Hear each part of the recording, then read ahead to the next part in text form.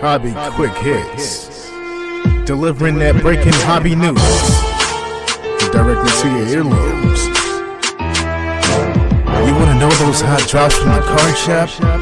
We've got you covered. With your host, John Newman.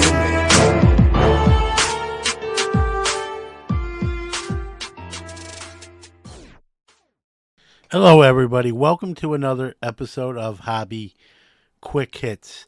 Today will probably be the shortest ever episode of Hobby Quick Hits, hence the name. It's going to live up to the Quick Hits name. We bring back Legends of the Hobby series. We haven't done that in a while, where we cover an individual no longer with us, a hobby icon, or someone very crucial to the hobby. We've really covered a lot of ground, even though we don't do them every so often.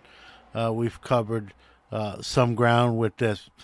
Today's person is Persons. It's the Shorin family, famous for launching Topps way back when, and so we'll cover the family rather than one person, although Arthur was definitely one of the big architects of it. But it's more the Shorin family and the beginnings of Topps. It is a quick episode. I didn't want to embellish. I just wanted to kind of talk about them, how they started, and why we have Topps today, even though it's obviously in a different form and whatnot. So again, shortest episode probably I've ever done, but important, at least in my opinion, nonetheless. So we're going to hear from our great sponsor, and then right after that, we'll get to our episode. Hi, this is Pat Hughes, Cubs announcer, coming to you from the Sports Card Shop in beautiful New Buffalo, Michigan. The Gocher family has built an incredible place here for collectors to buy, sell, and trade cards and memorabilia. Be sure to stop by and let them show you around. TheSportsCardShop.com, connecting sports, athletes, the hobby, and collectors around the world. Hi. This is Alan Pinkett, and I'm here to tell you the Gocher family has done it again. They've just opened up the Sport Card Shop in downtown Valparaiso, Indiana, and it is awesome. If you're a collector, you need to check this place out. Tell them Alan sent you and get a free gift on your first visit.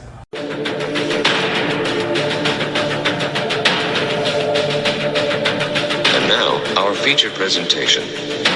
It's time for another Legends of the Hobby, and today we're going to learn about the Shorin family.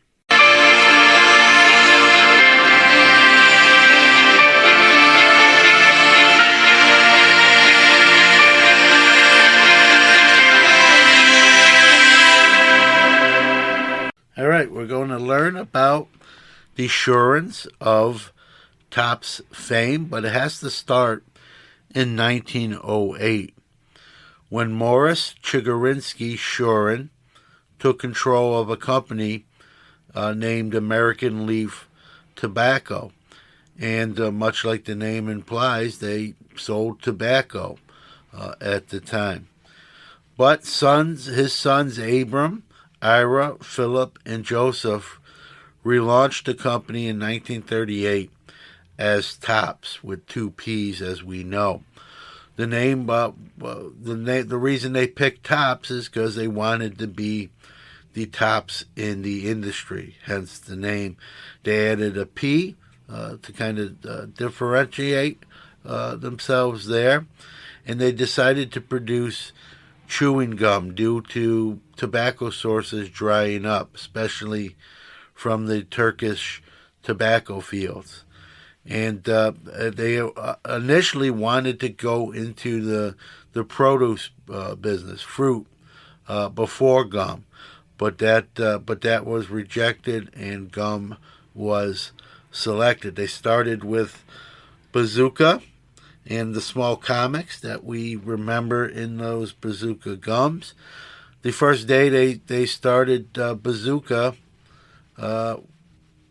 was the first day Cy Berger started there as actually a temp employee. In 1950, they wanted to incorporate cards, and the first cards they added were Hopalong Cassidy from the TV show Hopalong Cassidy. They were incorporated in 1947. They originally operated at the Bush Terminal in Brooklyn. In 1965, production moved to a plant in Duria, Pennsylvania, and operated in full capacity to 1997. Their headquarters remained in Brooklyn until 1994, which then they moved to Manhattan. Some stock market stuff. They went public in 1972, then privatized again in 1984 after a leveraged buyout. But then they went public again in 1987, all this time still being managed by the Shorin family. On October 12, 2007, they were acquired by Michael Eisner. We know recent news and what happened there, so we won't rehash that. Their first foray into sports cards was with the 1951 blue and red backs. They were made like a game with players on them, 52 cards of each color.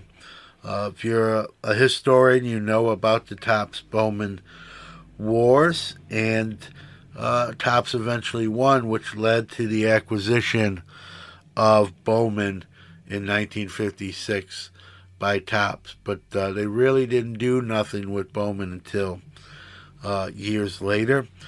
And, you know, the Shorins can thank a gentleman by Cy Berger, who we've done a Legends of the Hobby on, for probably winning that player war with Bowman, allowing Topps to survive and Bowman to be acquired in 1956.